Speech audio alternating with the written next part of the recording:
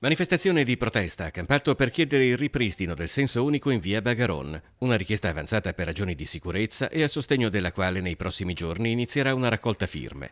L'istituzione del doppio senso di circolazione risale a fine maggio. L'immissione a doppio senso è pericolosissima e soprattutto è stata ristretta il passaggio pedonale, la corsia pedonale che porta a via Orlando, con la conseguenza che adesso persino due persone incrociandosi, una delle due deve invadere la corsia di marcia, ma se passa un passeggino o una carrozzina la situazione è estremamente peggiore, estremamente più pericolosa. Assieme al consigliere comunale Alessandro Baglioni, alla manifestazione erano presenti diversi esponenti del Partito Democratico locale che, come Fabrizio Trevisan, hanno ricordato le interrogazioni presentate in merito alla municipalità di Favaro.